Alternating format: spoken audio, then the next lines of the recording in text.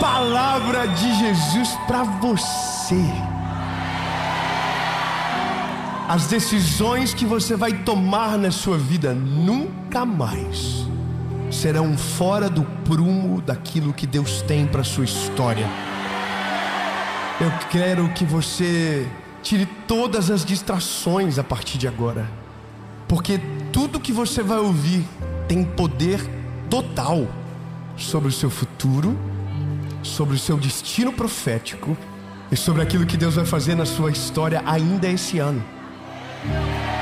Então, meu lindo, prepara o coração. Antes, eu só vou te pedir um favor que eu esqueci. Curte o vídeo, comenta, compartilha, se inscreve no canal, ativa o sininho. Toda a segunda-feira, às 5 horas da manhã, tem uma mensagem de Jesus para você aqui. E em breve haverão novidades. Pode ser fofoqueiro. Mas enquanto essa novidade não chega, eu quero também te deixar um convite para ser parte da nossa associação evangelística. Se você não conhece, eu vou deixar o perfil do nosso Instagram. É o nosso projeto social que ajuda milhares de pessoas através da evangelização, através das circunstâncias de tragédia e caos do nosso país. E eu quero que você seja parte disso. Você pode ser um voluntário, você pode ser um doador, e em breve você vai poder visitar a gente lá em Joinville para ser treinado e enviado para ser um evangelista aonde Deus plantou você. Amém? Então agora vamos pro vídeo.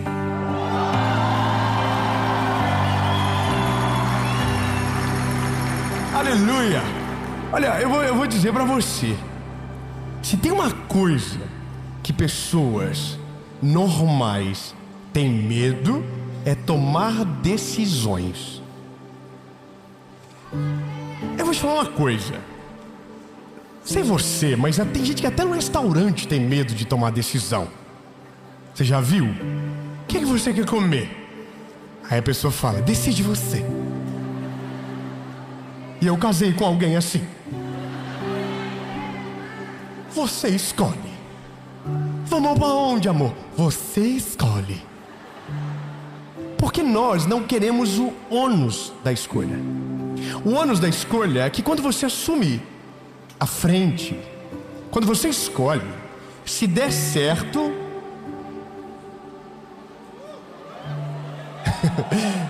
talvez o mérito vai ser seu. Agora, se der errado, com toda certeza, mas com toda certeza, quem foi que fez? Foi você. Na hora que o leão está vivo, ninguém quer caçar. Mas quando o leão morre, todo mundo quer uma foto do lado dele. Na vida é exatamente igual. Todas as nossas decisões são pequenos ajustes de leme que mudam a direção da nossa embarcação. Decisões erradas alteram o leme para uma embarcação que vai para um lugar aonde Deus não queria. Só que muitos de nós, para não ter o ônus da escolha errada, não escolhe. E quem não escolhe, alguém escolhe por você. Quem não se posiciona, alguém se posiciona por você. E aí então, você não poderá mais cobrar o resultado de absolutamente nada. Porque quando era para você escolher, você abriu mão da escolha. Você não quis. Quantas oportunidades Deus já mostrou para você. Quantas portas Deus já abriu para você, mas você não quis. Porque dizendo sendo sábio, ou ao dizer ser sábio, esqueceu de agir com ousadia. Porque no fim não é só sobre decidir com sabedoria, mas com ousadia. Escreva isso que eu vou te falar para você nunca mais esquecer. Se você decide apenas com sabedoria, há um risco de você ficar estagnado. Se você decide só com ousadia, há um risco de você cometer um grave erro. Ou seja, o segredo não está nem na ousadia, nem na sabedoria, mas no equilíbrio delas. Porque se você for sábio e ousado, tudo aquilo que Deus colocar para você viver, você vai ser sábio para fazer com prudência, mas vai ser ousado para se jogar de cabeça pela fé que tem no Deus que te chamou. Então, meu lindo, há uma palavra poderosa sobre nós nesse lugar. E se eu fosse você agora, eu já falava pro irmãozinho do lado: te prepara, amanhã é você que escolhe o que vem para a mesa. Começa na mesa, mas termina no destino, termina no futuro, termina nos teus filhos, termina na tua família, termina na tua geração, termina naquilo que os teus netos irão colher. Eu não sei o que você pensa sobre isso, mas eu já estou semeando uma vida que os meus netos no futuro vão dizer: meu avô foi um grande homem de Deus e o que ele fez mudou a geração dele. Agora, isso significa que não significa que eu não vou errar, mas significa que toda a decisão passa pelo crivo da fé em Deus e da sabedoria que Ele colocou dentro de mim. Mas para isso eu preciso de uma palavra. Vamos caminhar. Evangelho de Jesus, conforme escreveu Mateus, capítulo de número 10, versículo de número 16, diz o seguinte: eis que eu vos envio como ovelhas ao meio de lobos. Sede prudentes como as serpentes e puros como a pomba. Eu confesso para você que isso daqui é uma coisa que nos falta muito. Normalmente, ou nós temos muito de um e quase nada do outro, mas dificilmente conseguimos ter os dois na mesma pessoa, no mesmo indivíduo. Quando Jesus está falando isso, Ele está falando para os discípulos dele. Os discípulos dele entrariam nas cidades apregoando a boa nova do Evangelho. O que Jesus estava dizendo para eles é: vocês são como ovelhas no meio de lobos. Vocês são inofensivos, vocês não sabem viver longe do pastor de vocês. Porque isso é uma ovelha. Eu não sei se você já teve a oportunidade de ver uma ovelha de perto. Ovelhas não são animais agressivos. Ovelhas são animais extremamente dóceis. Eles não se defendem. Uma ovelha, o abatimento de uma ovelha dá dó. Ela não esperneia, ela não foge, ela fica. E isso é o que Jesus diz que somos. Porque de fato nós não somos nada sem o nosso pastor. Só um aleluia. Eu vou dizer de novo para ver se alguém entende o que eu acabei de dizer e concorda comigo. Você não é nada sem o seu pastor. Não importa se você é rico, não importa se você é pobre, não importa a sua família, não importa o quanto você estudou. No fim lindo, Tiago 4,14 diz: o que é pois a vossa vida? Senão um vapor que aparece e logo desaparece. Somos passageiros. Somos tão destrutíveis, destrutíveis, acho que é certo. Destrutíveis no sentido de ser destruído, que um vírus matou um monte de gente agora há pouco. Até dias atrás a gente estava escondido dentro das nossas casas com uma máscara por causa de um vírus invisível que nós que inventamos a AI, o carro elétrico, o computador, a internet, a eletricidade, o ar-condicionado, que hoje não está tão bem. Nós estávamos escondidos dizendo: oh meu Deus, não pega nós. Por quê? Porque somos isso. Só que quando a Bíblia diz que nós estamos sendo enviados para o meio de lobos, está dizendo: vocês estão sendo enviados para um lugar onde lobos destroem ovelhas, aonde lobos migalham ovelhas. A prova disso é o que nós estamos vivendo agora nesses dias.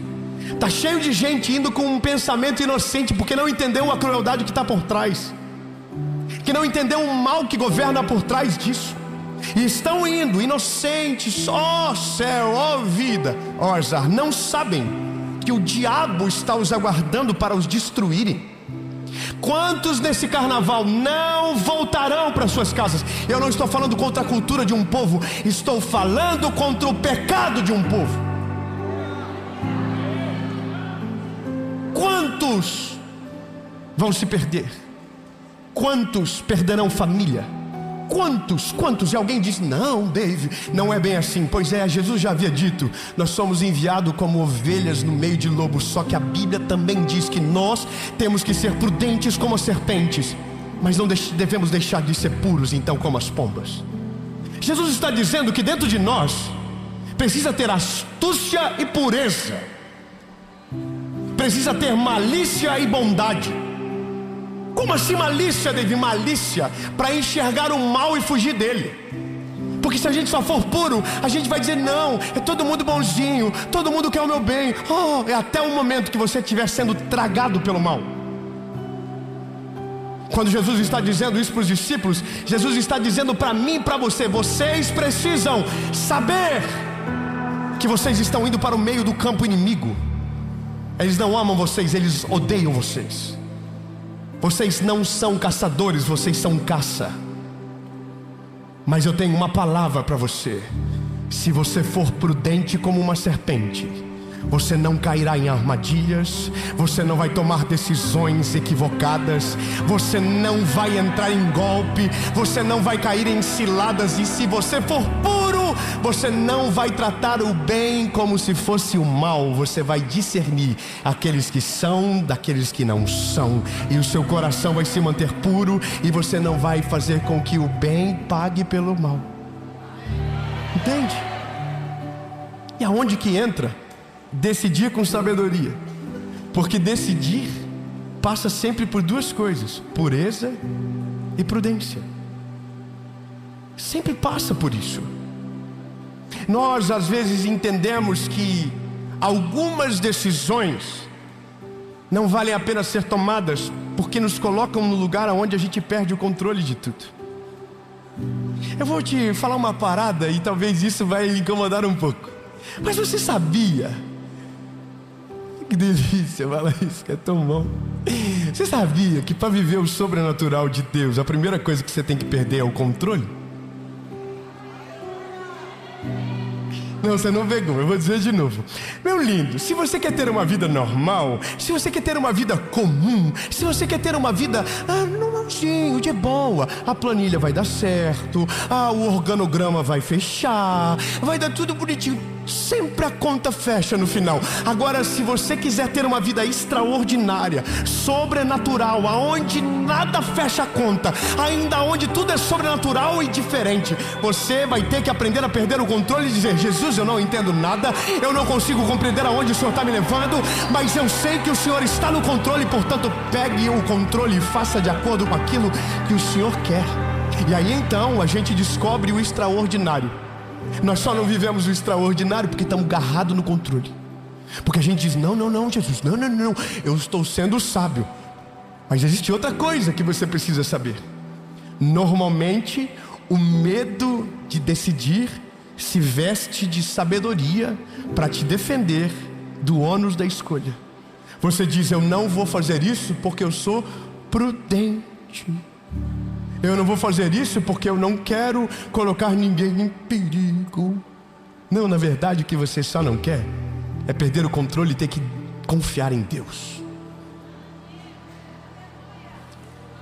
Na verdade o que você não quer, assim, de verdade mesmo, é chegar no final do mês e precisar de um milagre.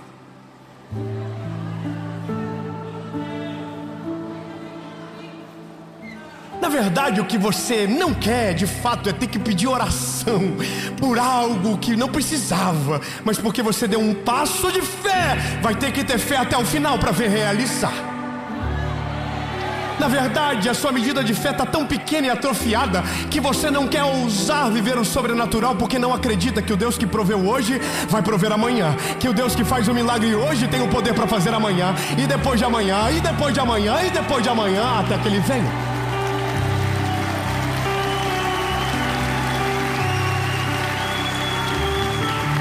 Então decidir com sabedoria não é decidir com medo. Decidir com sabedoria é decidir com fé, ousadia e sabedoria. Olha, eu vou te falar uma coisa minha. Eu sou muito fofoqueiro. Eu vou falar da minha vida. Eu não sou fofoqueiro. Eu devo ser outra coisa que ainda não inventaram a palavra. Obrigado. Sou eu. Eu tenho 34 anos de idade. Tá vendo? O inimigo se levantou aqui agora, viram? Ainda? E gente, eu sei que vocês estão pensando, mas não parece? Fui cortar o cabelo essa semana. Os cabelos brancos estão ali. Coisa mais linda. A esposa disse que está lindo. Não é para rir, irmão, é para celebrar. Quando ela estiver gostando, ficarão ali. Aí a gente perdão, Jesus, estou entrando demais, pessoal. Mas eu tenho 34 anos hoje, e o que eu vivo hoje, eu não consigo me acostumar. Eu estou aqui pregando para vocês, falando de Jesus. São tanta gente que vê, tanta gente que assiste. É tão maravilhoso, sabe? É tão extraordinário. Mas não foi assim sempre. Aliás, a promessa não nasceu com isso. A promessa nasceu de uma forma muito difícil de aceitar. Deus não pintou a história inteira, Deus só pintou 10% da história. O ano era 2017 e a minha esposa engravidou do João. A gente estava muito feliz. Minha vida era uma vida normal, super comum. Eu trabalhava numa rádio, eu ganhava um salário por mês, era a minha segurança. Minha esposa trabalhava também, ganhava um outro salário e era a nossa segurança. E eu pregava em algumas igrejas e aquilo era uma bênção de Deus sobre a nossa vida. As pessoas usavam ofertas às vezes não davam, e essa era a nossa realidade. Chegou um determinado momento que a gente foi pregar fora, fomos para os Estados Unidos pregar. E lá nesse lugar, o meu amigo, que hoje é como se fosse o avô dos meus filhos, falou para mim: rapaz, Deus colocou no meu coração para que vocês venham ter o João aqui. Não é sobre vocês, é sobre ele, é alguma palavra que Deus tem para ele. Aí eu prontamente, porque jamais estava preparado para ousar, eu disse: não, pastor, muito obrigado, não quero. Volto para o Brasil e vou fazer os exames com a Paula. Fazemos os exames, começamos o pré-natal. E estava tudo tão legal, porque já ia nascer no hospital que eu nasci. E estava tudo dentro do meu controle. Oh, como é bom controlar. Como é bom controlar, como é bom. Mas um dia eu estava dentro do meu carro dirigindo e o Espírito Santo falou comigo: eu não quero que o João nasça aí. Eu tenho um plano com ele. Irmão, eu sou um pouquinho crente. Comecei a chorar na hora e falei para Paula: amor, Deus está falando comigo que é para o João nascer lá. Aí a minha esposa falou o quê? Como? Não tinha um pinto para dar água. Eu trabalhava numa rádio onde eu precisava estar lá todo dia. E aí, irmão, eu fiz 3 provas com Deus. Eu falei: vou fazer uma prova com Deus então. Falei: amor, vamos fazer o seguinte. Primeira coisa, vamos ligar para o pastor e para a pastora. Porque às vezes alguém diz: vem na minha casa, mas não é tão vem assim. Não é verdade? Não é assim? Todo mundo, às vezes que você fala assim: vamos lá em casa. Aí você: tomara que não, Senhor Jesus, tem misericórdia. Às vezes é assim, não é verdade? Vamos marcar, tomara que não. Aí a gente ligou para ele. Primeiro ligamos para ele. Aí a gente falou assim: olha, nós estamos orando para... Quando a gente falou, eles começaram tudo a chorar. Eles falaram: vocês vão vir e tal. Começaram a comemorar.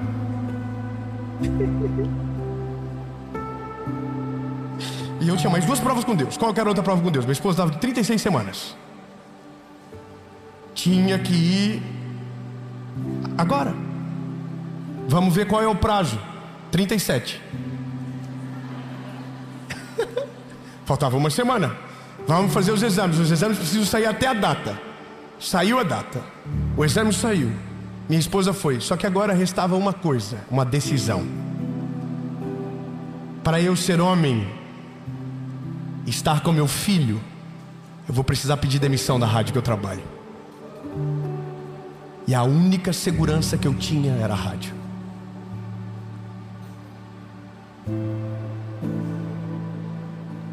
Você entende? A gente era um casal novo e todo mundo dizendo que a gente estava tomando a pior decisão da nossa vida. E eu fui lá na rádio, sentei na mesa do meu diretor. Eu tinha um programa da 1 às 5 da tarde todos os dias chamado Louvor Maior. Eu disse: eu queria tanto que o senhor me demitisse, porque eu não tenho coragem de pedir a conta.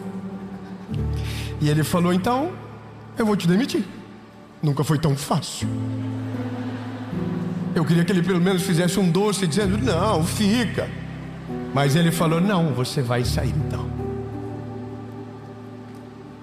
Eu fui para os Estados Unidos e eu não tinha mais para onde voltar. Eu tinha só 10 mil reais, que era a minha saída da rádio, para pagar as contas e voltar. Lá nos Estados Unidos Deus nos deu tudo. Os pastores nos abençoaram. E sabe do que eu não sabia? Eles estavam para se divorciar. E enquanto nós estávamos lá dentro da casa deles, o Senhor restaurou o casamento deles.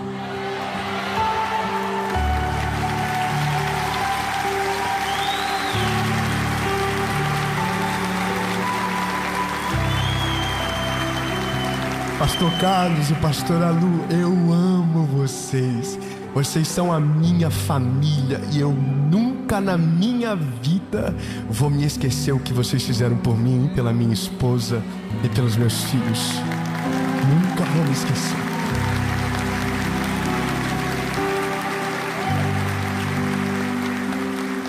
Aí eu falava para minha esposa: amor, eu tô sentindo o cheiro de uma coisa nova. Eu não sei o que Deus vai fazer, mas Deus vai fazer alguma coisa nova. E isso era outubro, antes de ir para os Estados Unidos. Eu dizia: você está sentindo o cheiro, amor? E ela dizia: não estou. Eu falei: olha só, é um cheiro de algo novo. Isso era 2017. 2018 nós voltamos para o Brasil. Eu gravei a primeira série do YouTube, chamado Direção. E naquele mês de fevereiro de 2018, Deus mudou toda a nossa vida. E nunca mais as coisas foram iguais. O que eu quero dizer para você, meu lindo, é que vai ter um momento da sua vida que Deus vai te dar uma porta. Aí você acredita se você quiser. Você recebe se você quiser. Você crê se você quiser. Não tem problema. Ah, David, eu não quero. Eu quero viver assim para sempre. Então tá tudo bem. O problema é só seu mesmo. Não tem problema. Mas vai ter um dia que Deus vai te mostrar uma porta. E essa porta vai ser extraordinária. Haverá uma colheita extraordinária. Mas para você entrar por essa porta, você vai ter que ter fé. Você vai ter que abrir mão da sua razão. Você vai ter que perder o controle com toda certeza. Mas você, se tiver sabedoria e ousadia no espírito e fé para viver, você entrará por essa porta. E essa porta vai mudar toda a sua história, toda a sua geração, toda a sua realidade. E no nome de Jesus, tudo aquilo que um dia alguém disse para você que se chamava milagre, vai se tornar parte da sua rotina. Você vai viver milagres de segunda a segunda, no nome de Jesus.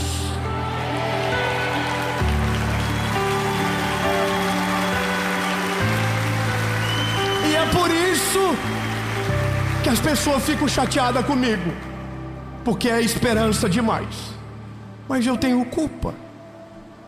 Se eu vivo isso, eu tenho culpa. Se eu sei que Deus pode, porque vejo na prática, eu tenho culpa. Se é isso que acontece na nossa casa, se é isso que acontece nas famílias, se é isso que eu vejo todos os dias Deus curar, eu vejo todos os dias Deus abrir portas, mas eu vejo todos os dias covardes não entrarem por portas porque estão querendo permanecer com o controle na mão. Eu termino. 12 homens foram espiar a terra prometida. 12 voltaram. 10 estão dizendo a verdade, não estão mentindo. A cidade é fortificada, os gigantes habitam naquele lugar, somos como gafanhotos. Era tudo verdade, sim ou não? Sim, era verdade. Mas 2, Josué e Caleb, estão para além da realidade. Carregam dentro de si a promessa de Deus, carregam dentro de si uma palavra que ouviram através de Moisés. E o que eles dizem é diferente dos 10. Eles dizem: nós vamos subir e vamos possuir a terra. E sabe o que a multidão diz? Apedrejem eles. Porque quem tem fé demais é apedrejado, porque quem acredita demais é perseguido. Mas eu não sei você, meu lindo, eu não quero ser apedrejado no meio daqueles que desistem. Eu quero ser apedrejado então no meio daqueles que seguem adiante, para viver o plano sobrenatural de Deus sobre a história. Custe o que custar, se houver uma palavra de Deus, mesmo que a porta não seja tão bonita, mas o destino será extraordinário. Fala para quem está perto de você: esse ano não é o ano da planilha, é o ano do milagre.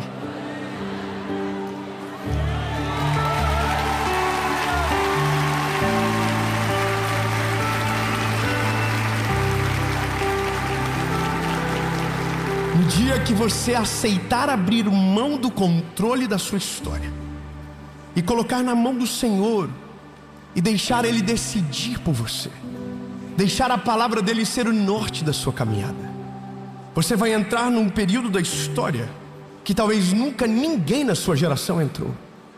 Nem avô, nem bisavô, nem pai, nem mãe, nunca viveram. Mas essa porta estava lá há gerações. Mas até você chegar, nunca ninguém ousou viver o sobrenatural. Nunca ninguém ousou entregar o controle total da história. Mas agora em você será diferente. Aleluia! E eu quero declarar no nome de Jesus que esse é o ano aonde o sobrenatural de Deus vai se manifestar sobre a sua vida. A provisão vai cair como chuva abundante, e o favor vai ser derramado sobre você e sobre a sua casa. E aquilo que era ilógico vai ser chamado de milagre sobrenatural. E quando tudo passar, a loucura vai ser um testemunho do favor de Deus sobre você. Se a porta se abrir e Deus te chamar, corra por essa porta, que Ele já preparou a sua chegada. No nome de Jesus.